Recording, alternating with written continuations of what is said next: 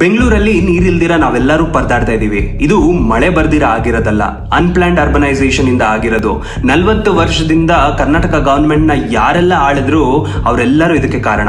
1970s ಅಲ್ಲಿ 68% green cover ಇದ್ದ ನಮ್ಮ ಬೆಂಗಳೂರು ಈಗ 80% ಬರೀ ಕಾಂಕ್ರೀಟ್ ಕಾಡ್ ಆಗಿದೆ. 1961 ಅಲ್ಲಿ ನಮ್ಮ ಕೆಂಪೇಗೌಡರು ಕಟ್ಟಿದ್ದ 261 ಕೆರೆಗಳು ಈಗ ಬರೀ 82 ಆಗಿದೆ. ರಿಯಲ್ ಎಸ್ಟೇಟ್ ಮಾಫಿಯಾ ಈ ಕೆರೆಗಳನ್ನ ನುಂಗಾಕ್ಬಿಟ್ಟಿದೆ. ಮಿಕ್ಕಿರೋ ಕೆರೆಗಳು ಸೀವೇಜ್ ಮತ್ತೆ ಕೆಮಿಕಲ್ ವೇಸ್ಟ್ ಹಾಕಕ್ಕೆ ಇಟ್ಕೊಂಡಿದ್ದಾರೆ. ಮರಗಳು, ಕೆರೆಗಳು ಇದ್ರೆ ಮಳೆ ಬಂದಾಗ ಆ ಮಳೆ ನೀರ್ನೆಲ್ಲ ಅಬ್ಸರ್ವ್ ಮಾಡಿ ಗ್ರೌಂಡ್ ವಾಟರ್ ಲೆವೆಲ್ಸ್ ನ ಜಾಸ್ತಿ ಮಾಡುತ್ತೆ. ಇದರಿಂದ ಬೇಸಿಗೆ ಕಾಲದಲ್ಲಿ ನೀರ್ ಸಿಗುತ್ತೆ. ಬೆಂಗಳೂರಲ್ಲಿ ಮರಗಳನ್ನ ಕಟ್ ಮಾಡಿ ಕೆರೆಗಳನ್ನ ಮುಚ್ಚಿ ಬಿಲ್ಡಿಂಗ್, ಕಾಂಕ್ರೀಟ್ ರೋಡ್ಗಳನ್ನ ಮಾಡಿದ್ರೆ ಆ ನೀರೆಲ್ಲ ಎಲ್ಲ ಅಬ್ಸರ್ವ್ ಆಗುತ್ತೆ. ಅದರಿಂದ ಬೆಂಗಳೂರಲ್ಲಿ ಎಷ್ಟೋ ಕಡೆ ಫ್ಲಡ್ಸ್ ಕ್ರಿಯೇಟ್ ಆಗುತ್ತೆ. ಇನ್ನು ಹಳ್ಳಿಗಳ ಕಡೆ ಯಾಕೆ ಮಳೆ ಬರ್ತಿಲ್ಲ ಅಂತ ತುಂಬಾ ಜನ ಕೇಳಿದ್ರೆ, ಸಿದ್ದರಾಮಯ್ಯನವರು ಸಿಎಂ ಕುರ್ಚಿ ಕುತ್ಕೊಂಡಾಗೆಲ್ಲ ಬರ ಬರುತ್ತೆ ಅಂತ ತುಂಬಾ ಜನ ಮಾತಾಡ್ಕೊಂತಿದ್ದಾರೆ. ನಿಮ್ಗೇನ್ ಅನ್ಸುತ್ತೆ? ನಿಮ್ ಮನೇಲಿ ವಾಟರ್ ಪ್ರಾಬ್ಲಮ್ ಇದೆಯಾ?